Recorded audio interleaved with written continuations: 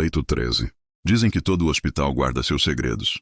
Nos corredores, sob o cheiro de álcool e remédios, existem histórias que não estão nos prontuários, mas nos sussurros abafados das enfermeiras durante a madrugada. O Hospital São Gregório, referência em tecnologia e com uma ala de emergência moderna, era conhecido pelo alto índice de recuperação de pacientes. Mas também carregava uma mancha, o leito 13.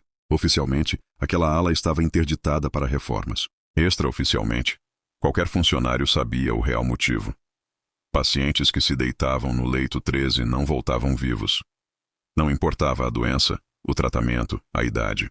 Todos morriam de maneira inexplicável, geralmente no meio da noite, sempre com a mesma expressão congelada de terror absoluto no rosto. A jovem residente Clara Meirelles, 25 anos, não acreditava em fantasmas. Estava no segundo ano de residência em clínica médica, exausta da rotina de plantões e provas, mas ainda movida pela curiosidade que a fez escolher a medicina. Foi essa curiosidade que a atraiu para o enigma do leito 13. Tudo começou numa madrugada silenciosa, enquanto revisava prontuários no computador. Encontrou, por acaso, um relatório antigo que mencionava a morte de uma paciente jovem, internada por uma apendicite simples, falecida repentinamente após ser transferida para o quarto interditado. A causa oficial: parada cardiorrespiratória súbita. Mas a forma como o relatório estava escrito parecia apressada, quase forçada. Clara decidiu mergulhar mais fundo. No subsolo do hospital, havia uma sala abafada onde caixas de documentos se acumulavam há décadas. O arquivo morto, como todos chamavam. Com uma desculpa qualquer, Clara conseguiu a chave. Passou horas revirando pastas amareladas, cheias de poeira. Foi ali que encontrou o nome que mudaria tudo: Dr. Ulisses Brandão. Segundo os registros, Brandão trabalhara no São Gregório nos anos 1960. Carismático, atencioso, querido pelos colegas. Mas, em segredo, era um predador. Testemunhas anônimas relatavam que pacientes aparentemente estáveis, ao serem internados sob seus cuidados, apresentavam piora súbita. Muitos morreram sem explicação. As coincidências chamaram a atenção do conselho na época, mas nada foi provado. O detalhe perturbador: quase todos esses pacientes estavam internados no mesmo local que hoje era o quarto interditado, o leito 13. Clara leu estarrecida um documento extraoficial, escrito por uma enfermeira da época. Ele escolhe aqueles que não têm família para reclamar. À noite, fecha as portas e fica sozinho com eles. No dia seguinte, estão mortos. Sempre com o olhar vazio, como se tivessem visto o próprio inferno. Mas o mais sinistro ainda estava por vir. Naquela mesma noite, tomada por uma mistura de medo e obsessão, Clara decidiu visitar a ala interditada. As luzes piscavam, a pintura estava descascada, e o silêncio ali tinha um peso diferente. O leito 13 ainda estava lá. Um colchão coberto por lençóis novos, como se esperasse por alguém. Clara se aproximou e, por impulso, sentou-se na beira da cama. O ar ficou gelado, seu corpo arrepiou. Então ouviu um suspiro, baixo, gutural, vindo do travesseiro. Ela se levantou bruscamente, mas o som continuou. E logo vieram outros. Gemidos, choros, murmúrios, como se dezenas de pessoas estivessem agonizando ao mesmo tempo. Assustada, fugiu dali, mas sabia que não conseguiria parar. Nos dias seguintes, Clara passou a ter sonhos estranhos. Em todos, estava deitada no leito 13. A cada noite, era uma morte diferente. Asfixia, envenenamento, sufocamento, cortes invisíveis na pele.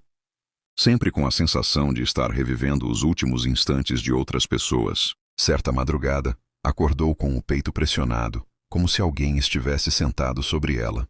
No reflexo do vidro da janela, viu um homem alto, de jaleco antigo, olhando-a fixamente. O rosto estava borrado, mas os olhos brilhavam com crueldade. Era ele, o Dr. Brandão. Determinada a romper o ciclo, Clara decidiu voltar ao arquivo morto. Encontrou escondido dentro de uma pasta sem identificação um caderno velho. Era o diário de Brandão. Ali, em caligrafia elegante, ele descrevia cada morte como se fosse uma experiência científica.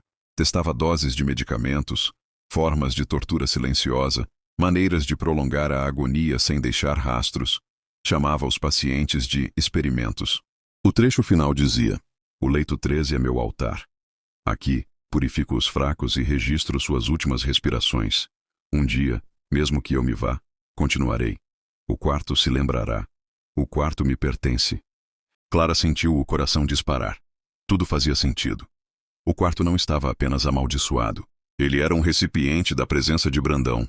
Cada morte alimentava sua permanência. Na noite seguinte, incapaz de lutar contra a obsessão, Clara decidiu confrontar o leito 13.